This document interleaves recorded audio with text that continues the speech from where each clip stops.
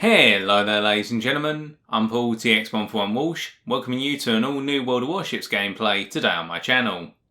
In this episode we'll be taking a look at a game featuring the Tier VII British Royal Navy light cruiser known as the Fiji, in what marks my final game in the ship before unlocking the Tier VIII British light cruiser the Edinburgh as part of the tech tree. But as the title of this video goes to show, this gameplay is all about not giving up and staying in it until the final salvo. Without further ado, let's cut over to the gameplay.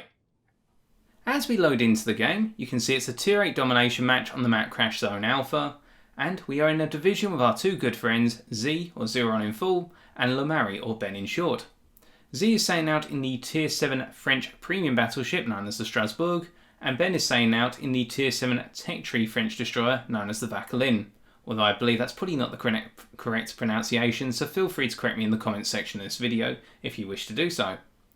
Regardless, we spawned in with the northwestern spawn and we are on the northern tip of our team's position, meaning that we're going to be making our way towards Objective Charlie, given it is the closest objective and the one where we as a free can deploy our greatest possible threat to the enemy team. And we do have to keep in mind the fact that Z's ship in particular has a forward-facing firing arc only. The Strasbourg's turrets are located towards the front, meaning that if it has its rear towards an enemy ship, it cannot turn its turrets to engage unless it heavily angles and starts to expose its broadside. So we need to create corridor situations for Z to apply his full effective firepower on the enemy team. As we make our way over then, we denote the fact that we also have a Dunkirk and a Mayhem coming with us to the objective, and we're also going to have a De Grasser coming over from the centre of our team's opening spawn positions. That means we are going to have half of our team going towards Objective Charlie, so we need to close this flank down as soon as possible ideally, because of the fact we have taken up 50% of our team's force, and so that means that this is the flank we need to push hard. Because the rest of our team, the remaining 6 ships, are going to split between Objectives Bravo and Alpha, which means those are our weaker flanks as a team. With carriers in the game, of course, there's always the key point of opening vision and opening information gain, and we can see that our carrier has identified both a Hood and the Tirpitz are going towards Objective Charlie, along with a Nürnberg on the enemy team. And what it means is we're going to have the opportunity to conduct some long range fire, and as we open fire on the Nürnberg, I immediately have to turn away, because priority target is triggered and I see that 3 enemy ships are targeting me, and it is all 3 of the ships that have been spotted so far that decide to open fire on myself. So by turning away at this point, I'm going to be duking some incoming fire, and I'm effectively wasting some salvos from the Hood and the Tirpitz, either being thrown at me to achieve minimal damage, and it gives my teammates the ability to move just that a little bit closer before getting into engagement range. And this is key because if some of our guys are spotted right now, I'm taking the fire away from them and having it directed towards my ship. Particularly the Nürnberg, that I would argue, when it has sight of Z, it should immediately start shooting at Z Strasbourg to try and deplete its health as quickly as possible. And indeed, you are going to see the enemy Nürnberg starts to do that as we pull out of engagement range from the Nürnberg. But that's 1 or 2 salvos which didn't go towards Z ship and keeps in the game a tiny bit longer. That's all about sometimes what kiting can achieve, as we take a small grazing salvo there from one of the 2 battleships for 3,762 HP. Now we can see that 2 enemy destroyers have also been spotted by our destroyers who've gone to Charlie, so our Mayhem and Ben. And we open fire on the second of the 2 Akatsuki's, which are in a division together, trying to achieve some long-range marksmanship here, and we actually nail this one spot on to chip off 5,400 health from the destroyer before Ben's torpedo hits them to take them out of the game. This gives our team a significant advantage in terms of firepower available at Charlie, and we really do need to press this. And my idea of pressing this is to get as close as possible to the objective, but in behind the land masses ahead of myself, in order to be able to conceal but shoot over those land masses and do significant damage to the battleships. But in return, what I need for this is vision of the battleships as they make their way up towards the northeastern corner of the map. Unfortunately, that is not going to work out as well as it could have, as you're about to see. Now on the plus side, the enemy Nürnberg practically is crippled now by the fire it has received on its broadside from our battleships and also our De Grasser, and as they are taken out by our De Grasser, it's now only 1 Akatsuki, a Hood and a Tirpitz, and both of those battleships are still making their way up into the northeastern corner of the map. But the problem here is Ben starts to turn himself southwards back in towards Objective Charlie, when if he stayed out in the open water, northeast of the objective, he could provide permanent vision of these battleships, plus also throw disruptive torpedoes towards them to force them into paths where they may expose broadsides to our fleet, which is deployed on the western side of Objective Charlie. Now at this point, I called out to Ben on TeamSpeak that he needed to get himself back up into that northeastern corner to provide vision, because I've had to go to smoke in response to the Minsk, which has taken Objective Bravo. They've won the 1 versus 1 with our destroyer that went to Bravo, but unfortunately it is too late, and so I've deployed the smoke screen here to conceal my position and continue firing against the battleships, which are no longer being spotted. So Ben's going to react to this very shortly, in the fact that over TeamSpeak I said to him, I really need vision of those ships up there, otherwise I'm wasting a huge amount of damage potential right now in bringing them down. But the damage is done in the fact that when I am able to open fire, because Ben is finally providing that vision, look at Ben's position on the minimap versus where the battleships are going to appear.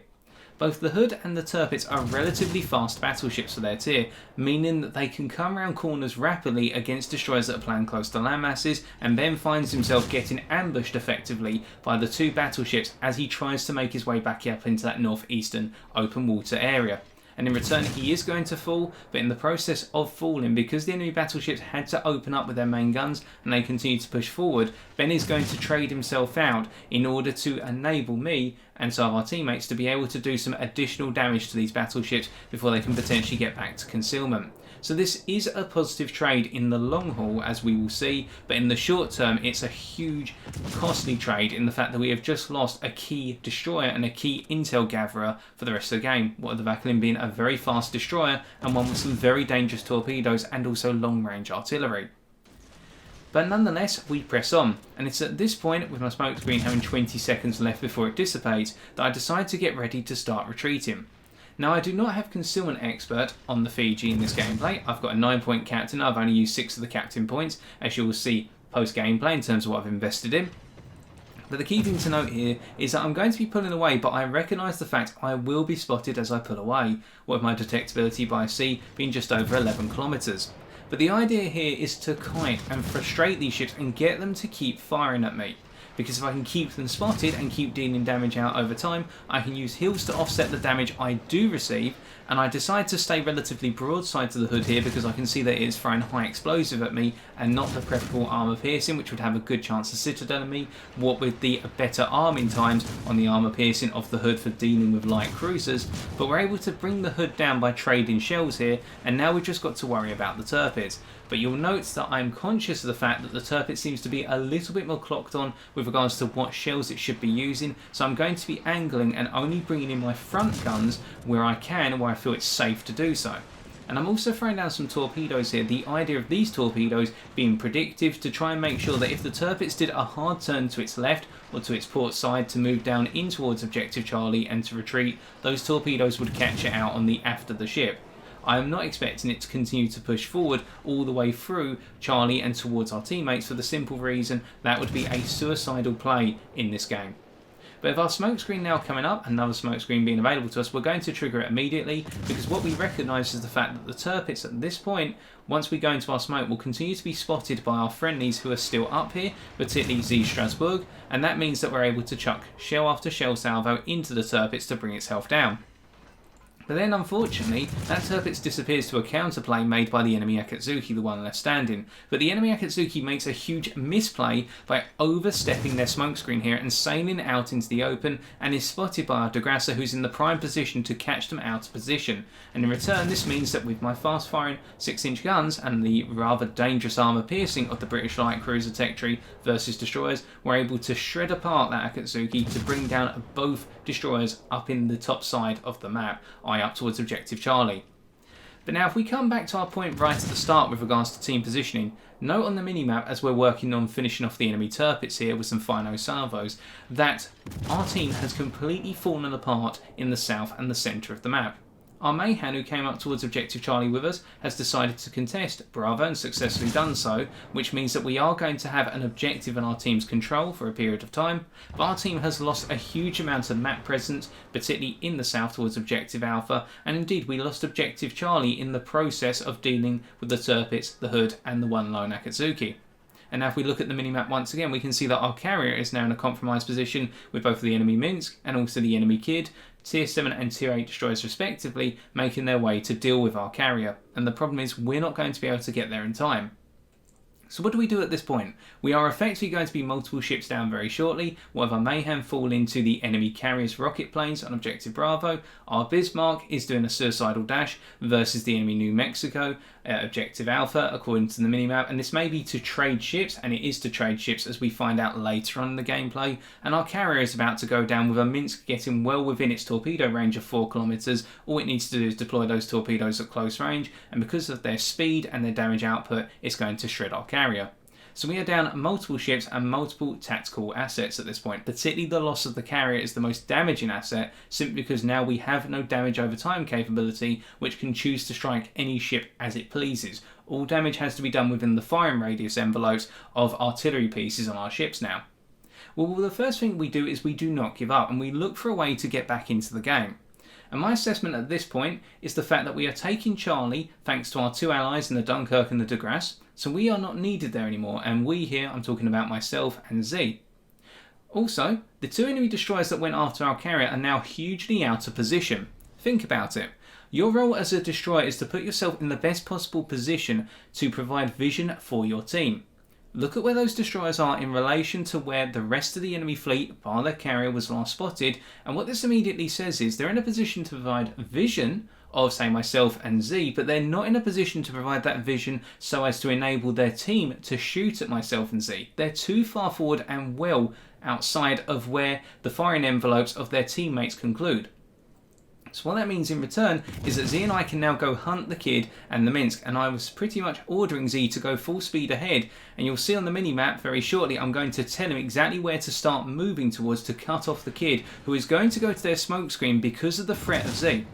And in return also the Kid makes an assumption here, I believe, which is that if they go to smoke, their Minsk is going to provide continued vision of Z and myself, so that way he can shoot without difficulty from his smoke screen, and in return we could throw some blind fire in, but if he keeps moving in that smoke screen he's going to be safe. And with the Kid also having a small pocket heal, it has the ability to regenerate some health, so it can trade out some scattering damage rather than any concentrated damage. But because the Minsk also had a similar idea of opening fire on myself and trying to trade with me in a positive manner, and actually it turned out to be a negative one, I'm able to take out the Minsk, and now with the Kid having gone to its smoke screen, it no longer has vision of Z's ship unless the enemy carrier provides that vision. But given the fact the enemy carrier's planes have to travel such a long distance after every attack in order to be able to attack Z once again, and you can see we've got some torpedo bombers now coming in, that makes things very difficult for the Kid, because they have to choose one of two things. Do they leave the smoke and run away, or do they wait for the carrier to provide the spotting on Z or myself? And the Kid chooses the latter rather than the former, which means they have pinned themselves down to a smoke screen, which they are reliant on their teammates to provide them vision of Z and its intermittent vision. As you can see, the Kid has opened fire from its smoke screen, and in return Z has made his way towards the eastern side of the smoke, and I'm making my way towards the northern side of the smoke, and I hope to wrap around anti-clockwise around the smoke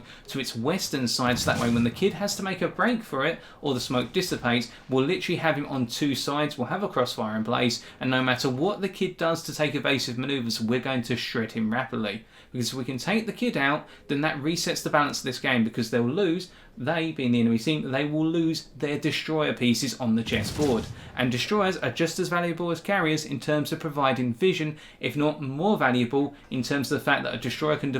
be deployed to a single flank, and it can provide constant vision, whereas the carrier has to keep resetting its planes back to the carrier each time before it goes out and does damage once again. And when it's providing vision, it's technically holding back its damage potential.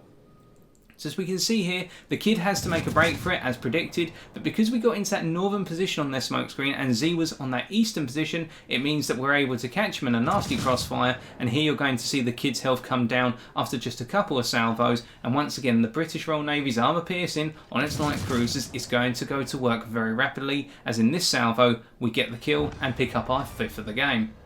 But the game's not over yet, but the good news is now we are back in the game. Our team has restored points parity through the combination of taking out multiple enemy ships and also taking objectives Charlie and Bravo. So we are gaining points at a faster rate than the enemy team is, but of course we still need to shut this game down. The difficulty is the fact that our friendly de Grasse, that helps our Dunkirk take objective Bravo and has been tied to our Dunkirk throughout the game, and in a good fashion as well, and very well played to them, has fallen to the enemy Aoba. And on top of that, the enemy carrier is now going to town on our Dunkirk. That means we have to expect the Dunkirk is going to sink at some time, although our Dunkirk was very healthy last time we saw it, and it is still in a relatively healthy state. What it means in the return is that we need to work on taking down the York and the Aoba to restore parity, and Z and I do take out the York rather rapidly, who exposed way too much broadside and should have just played it safe and at a distance and tried to get rid of the Dunkirk in collaboration with their carrier in order to enable them to move up towards Bravo and Charlie. But instead, the enemy team's remaining ships by their carrier are all playing to essentially move towards Objective Alpha at this point, and because of that, we can trap them in a crossfire between us and our Dunkirk. And the Aoba is another example here, where what you're going to see as they make their way further towards Objective Alpha, we will get the ability to shoot at them, and now they are caught between a rock and a hard place, and also multiple ships. We can see the rock on our left-hand side of the screen there, which they're caught on because they cannot turn in towards that without exposing a huge amount of broadside, and as they turn out towards the objective, they're going to be giving us a huge amount of broadside, but they're also exposing a good amount of their armour plate into the Dunkirk on our team, and as Z puts in a big salvo there, we're throwing in a small salvo, and shortly the Dunkirk is going to blow them out of the water. In fact, there they go. So now it becomes a case of our team has a points advantage, but there's still just under 5 minutes remaining, and the difficulty comes that we have one more piece on the enemy's chess set that we need to take out, and that is the carrier. Now, the carrier being a tier 8 and what of us all being tier 7 or lower means that it is going to be very strong against our AA. That is something we have to accept given the nature of tiers in World of Warships. But we can see with the Shikaku being spotted and us getting a little bit too excited with opening fire, we're going to start opening fire accurately on the target as soon as possible, and we're hopeful that Z is able to get his battleship into a position to shoot at the Shikaku in due course, because we need to bring it down before it's able to take out the Dunkirk, and before the carrier's captain is able to respond to the fact that if they reverse just a little bit, they're effectively going to be putting themselves in a very strong position whereby they will be covered against Z's potential. I'll be able to move around and keep fire on the Shikaku because I've got the speed to do so, but because of the position that Z's in at the moment, where he's very close to a landmass off to our port side, what it means for him is that he needs to really come out from that landmass in order to get a clear shot on the Shikaku, but if the Shikaku reverses, then Z's got to extend even further from that cover in order to do so, and you can see that in the fact that Z has not opened his guns up until now, and he's finally able to get a salvo off and do significant damage. Albeit we were hoping that he'd pick up a citadel there, it was only some penetrations and over penetrations. So in the meantime, we have to continue to try chasing the Shikaku around the landmass. But notice with the damage we're doing, it's dropping off dramatically here. And that is one of the downsides of the British light cruiser tech tree, as exemplified here with the Fiji. Because you only have armour piercing, what it means is effectively against targets that angle well against you, they become very difficult to penetrate. And with the Shikaku having the deck armour, i.e. on the top of the carrier, in order to bounce our armour piercing shells, i.e. they're not going through, and they are angled against the incoming armour piercing on their side armour, on their broadside, what it means is we're getting more and more ricochets, and we're having to find a desperate angle to try and get some damage out. We're trying to find somewhere where the armour piercing will plunge and successfully go through, i.e. it will fuse and do damage. And what we soon realise is there's only two places we can reliably do that. The conning tower and also the bow of the ship. You'll see that the flat deck just stops before it covers the bow, not the bow of the ship, the front of the ship, and as we go forward and forward, we're able to recognise the fact if we can drop the shells onto the very front of the ship, we'll be able to penetrate it and do damage. But of course, every time we achieve that, we're going to be saturating that location of the ship. So it's a race against time right now where we need to keep throwing salvos out to get the shells to go in and do the damage. But of course, if we can't get them to go in quickly enough, then every time we do hit, it's going to be a frustration. We're not doing any damage, and it becomes an even bigger losing battle as we get a nice 1000 hit there for a single shell. But of course the Shikaku has now turned its attentions towards us because Z has fallen. He's tanked the damage as much as he can, and here the Shikaku catches me well on my starboard broadside and is able to get 2 torpedoes in, and it leaves me in a critical state where with no hill remaining, one more torpedo or a simple rocket or a dive bomb here that penetrates will be enough to take me out. And with the torpedo bombers coming back in one more time, We need to get one more salvo off. It's our last salvo, but because we kept our patience and determination in, we're going to get the kill at the end. So in what was a very tense game, in the end we were able to pull off the victory with 120,914 HP of damage, and also pick up 3 achievements: the Confederate, the Dreadnought, and the Kraken Unleashed for our 7 kills. Looking at the team scores, we can see that we topped our team in terms of base experience earned with 2,677.